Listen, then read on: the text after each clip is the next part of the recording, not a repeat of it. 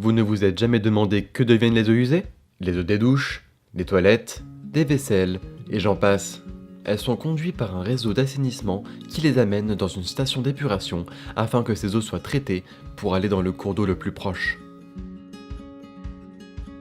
Depuis la création de la communauté de communes, le territoire a mené d'importants investissements en matière d'assainissement. Ces opérations sont financées par le budget assainissement, alimenté directement par la redevance des usagers, ainsi que les subventions apportées par l'agence de l'eau Rhin-Meuse et le conseil départemental des Vosges.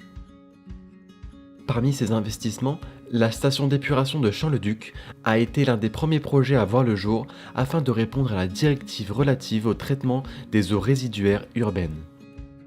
Ce n'est pas moins de 800 à 1500 mètres cubes d'eau qui sont traités chaque jour à cette station d'épuration.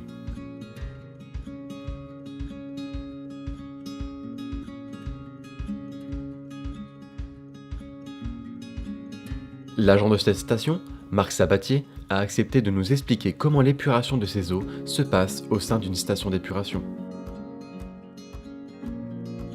Donc, bonjour, Marc Sabatier, je suis agent d'exploitation sur la station d'épuration de Champ-le-Duc. Donc la première étape, ça passe par le pré-traitement, dégriller l'eau, c'est-à-dire la faire passer en gros dans une grosse passoire pour y retirer tout ce qui n'est pas organique et qui ne peut pas être traité par la station d'épuration. On parle bien d'une station d'épuration biologique. Les mégots de cigarettes, les lingettes, tout ce qui ne peut pas être digéré par la station d'épuration, tout simplement.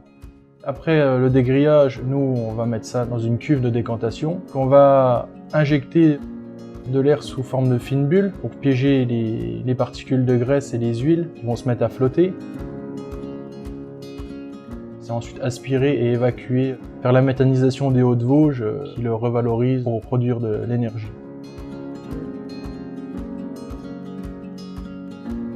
On a des sables aussi qui ne peuvent pas être traités, donc ça c'est lourd, donc ça coule. Pareil, c'est évacué, ce coup-ci en déchetterie. Donc ensuite, on arrive dans le bassin biologique. Donc pour détruire ce qui nous reste, donc la matière organique, en fait, on va mélanger l'eau sale qui arrive à des bactéries. Et les bactéries, elles vont se nourrir de la matière organique, qui se présente sous deux formes, sous forme de nitrate et sous forme d'ammoniac. Pour détruire l'ammoniac, il faut oxygéner l'eau, et pour détruire les nitrates, il faut faire des temps d'arrêt. Une fois que les bactéries elles se sont nourries de cette matière organique, elles vont former des flocs, elles vont se regrouper, et elles vont partir ensuite dans le clarificateur. Les bactéries vont descendre au fond du clarificateur, et du coup, l'eau qui va se séparer donc, sera propre, et celle-ci pourra repartir au milieu naturel. Une fois que les bactéries ont été au fond, qu'elles sont raclées par le pont racleur, on les repompe et on les réinjecte dans le bassin biologique et ainsi de suite.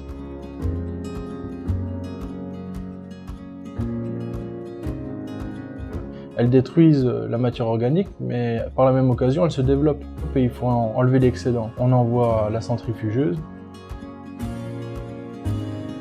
C'est-à-dire qu'on pompe de la boue pour en extraire les bactéries de l'eau. On concentre au maximum la boue pour la déshydrater et ensuite cette boue-là part au centre de compostage à Ménarmé. Des contrôles sont effectués chaque semaine sur l'eau destinée à rejoindre le cours d'eau. Ce sont des tests colorimétriques, notamment sur les phosphates et les nitrates, afin de s'assurer de la qualité de l'eau rejetée. De plus, une sonde placée dans le bassin biologique contrôle le taux d'oxygène présent dans l'eau, afin de s'assurer que cette dernière soit bien dans les normes. Alors on fait des visites scolaires sur la station d'épuration, sur ce qu'il faut faire et ne pas faire.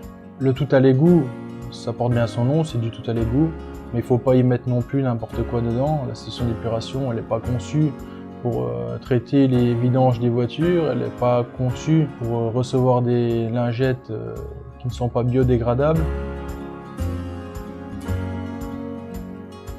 L'épuration de l'eau est nécessaire afin que les eaux sales n'atteignent pas le cours d'eau et mettent à mal sa faune et sa flore.